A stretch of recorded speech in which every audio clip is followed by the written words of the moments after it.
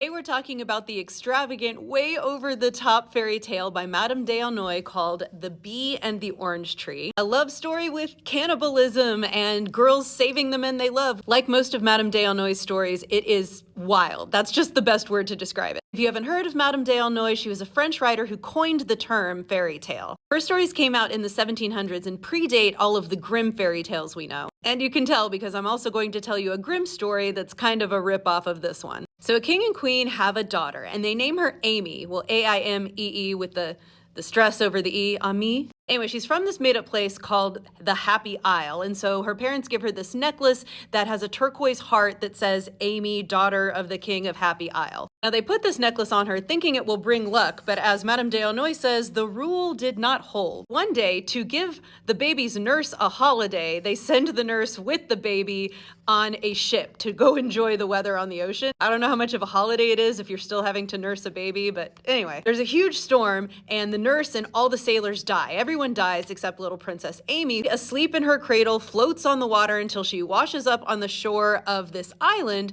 where a bunch of ogres live. The text says, ogres are terrible people. Once they have tasted raw human flesh, they will hardly eat anything else. So basically it's a family of ogres, and the mom ogre is the one who finds Amy, and she's gonna eat her, but then she's suddenly moved with this feeling for her. She takes her home and says to her husband, here is raw flesh, fine and plump and fat, but I declare you shall not put your teeth in it. She's like, this is a pretty girl, we're gonna raise her, and then we're gonna marry her to our son, who's a child now, and then they will give us children. She literally isn't sure what the ogre and human children would be like. She says, they will make little curiosities to see, and they will amuse us in our old age. So don't kill her so she can marry our son and have weird children that will entertain us. The ogress tries to nurse her, but she keeps screaming and crying and doesn't want the ogress to nurse her. So the ogress is also part fairy. So she goes out into the woods with her magic ivory wand and she summons a deer, and she has the deer come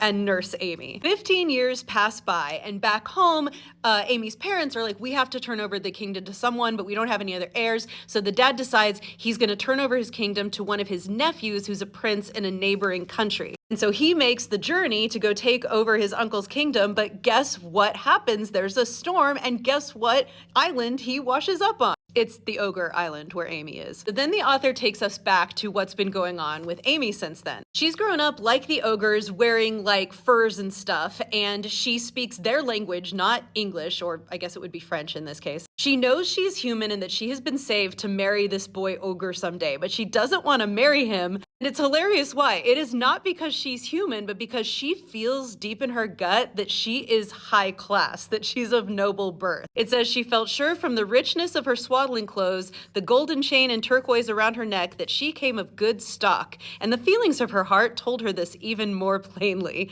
Now, Madame d'Aulnoy is writing this to a aristocrat audience, as opposed to the stories by the Brothers Grimm, which they collected to be examples of the peasant folk, the common people of Germany. Madame d'Aulnoy's stories and Charles Perrault, a contemporary writer of hers, whose version of Cinderella with the glass slipper we're most familiar with, they are writing these for noble girls, and they are nobility themselves. So they will stick in how important nobility and class is whenever they can. So one day Amy is out and she finds the prince washed up on the shore. She revives him. She takes him to this cave that she keeps where she hides out sometimes when she wants to be alone. And they cannot talk to each other because she does not speak his language. He doesn't speak hers. So they have to gesture a bunch. He eventually figures out who she is because of that necklace that says, I'm Amy, the daughter of this one king. And he's like, oh, this is my cousin that disappeared a long time ago. And yes, they are cousins. And they are the lovers in this story. I told you that bloodline and noble blood was going to be important, and that's why cousin marriages happened a lot during this time period. The fact that they're cousins not only would not be seen as normal, it would have been seen as a good thing because they are preserving the royal family line. So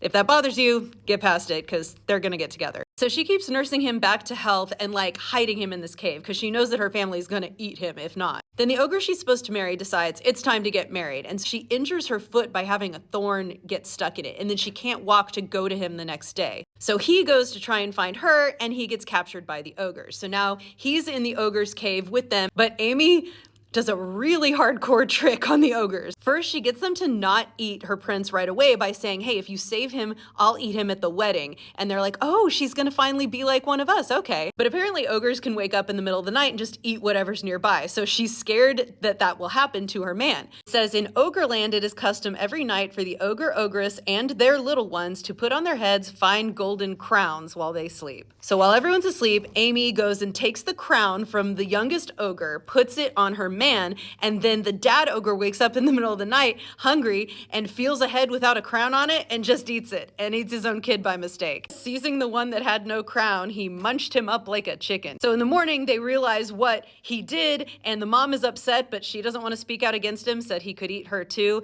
and he's like, well, can't be helped, it's over now. She does this a couple more times and they eat a couple more of their own kids by accident. But then finally, Amy steals the magic wand from the ogre mom and she makes it so that she and the prince can speak each other's languages. He knows who she is, but now she knows who he is, and they decide to run away together. So the ogres have a camel, and so they steal the camel and run away. But the ogre chases after them using his 7-league boots, which are a common thing in folklore. They basically allow the person wearing them to take 7 leagues per step, meaning that they can travel really, really fast. So he catches up with them. They manage to escape him, and he heads home, and so they have time to actually be alone together and speaking the same language. And it says, they said the prettiest things in the world to each other, since love is wont to sharpen intelligence. But the author makes sure we know they lived alone together in the woods, behaving toward each other so respectably and so sensibly, though he was in a position to do what he liked. Yay for consent and respect. But eventually, the mom ogre comes after them. Amy uses the wand to transform her and her prince into various plants and animals and creatures to escape her.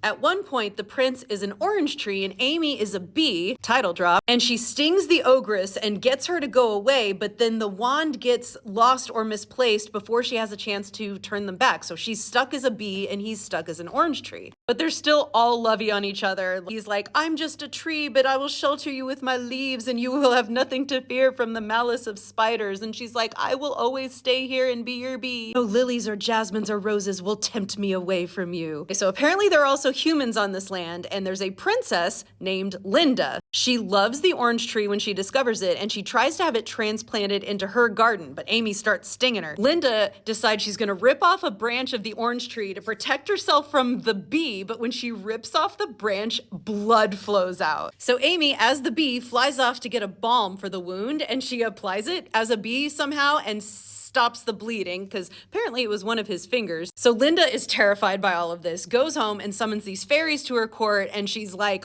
come with me to this tree and this bee. They're so weird. Help me figure this out. This one fairy comes, sees the tree, and immediately knows, oh, this is a human who's been transformed. So she waves her wand, and the prince turns back into a human. And then he's like, oh my God, thank you. Please transform my love, this bee, back into her human form. And she does. And they're both human again. So they go home to her parents, and they get married and live happily ever after. Now, the Brothers Grimm have a version of this called the Okerlo that was left out of later editions and only appears in the first one. In this one, a queen just abandons her baby daughter in a golden cradle at sea. No reason why. She lands on an island not of ogres specifically, but just of cannibals. Now, the prince who shows up in this one is a random prince and not her cousin, but the rest of it is the same, stealing the crown from the ogres, tricking them into eating their own, then escaping with the wand, transforming into different stuff. So they're a rosebush and a bee, and they have ended up becoming those things back in her mother's kingdom, and it's our girl's mother who discovers, oh, this rosebush is bleeding. So she brings the fairy in to restore them both and is happy to see her daughter again, even though she abandoned her. And they get married and live happily ever after.